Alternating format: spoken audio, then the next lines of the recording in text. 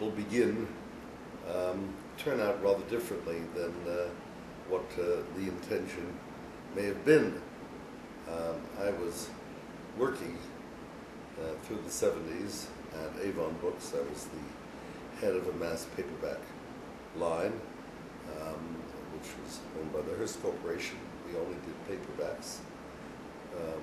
We had become successful, and I still had some ideas for books that I wanted to publish that didn't fit the configuration or the remit, if you like, of what I was supposed to be doing as Avon's head.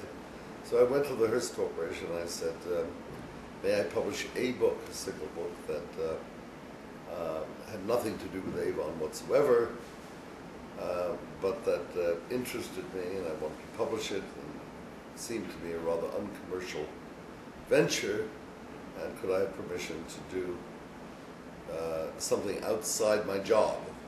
What was the book? Well, the book was based on a newspaper that was published every week in New York, going back to the 30s, called Aufbau, which means reconstruction.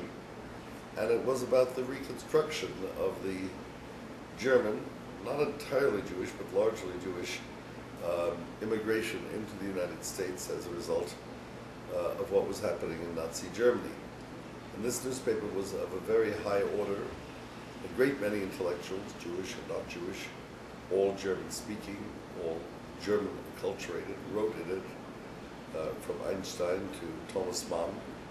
And this was meant to be an anthology, or this became an anthology from Aufbau, which I wanted to publish because I'd grown up with this newspaper. This book actually, in Germany, became very successful because a German book club, a Bertelsmann book club, bought the book, and it earned more money in Germany than it did in the United States. I think most of the sales, just as I imagined, in the United States went to people who were readers of Aufbau. But I do remember my father saying to me, who was part of that emigre community here in the United States, Peter, he said, you better hurry up and publish this book. The market is dying on you, by which he meant that his generation was small on the ground and getting smaller, and nobody else would buy this book. However, when my father saw that this book by his son actually made money when it was supposed to lose money, it was going to be published as a contribution to history and culture and a recognition of my family's role in this emigration, he said, well, why don't you publish some more books? I said, Dad, I don't think I can. I've got a job running a publishing company owned by the Hearst Corporation, and they won't let me, I'm sure. He said, oh, you're a clever boy. You'll figure out some way to do this.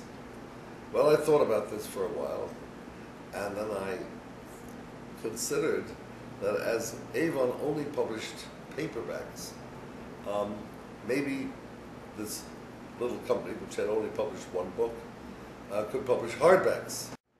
Well, we sold these books because they were great books, books by Peter Berger and Martin Esslin, and a lot of really important writers of that period.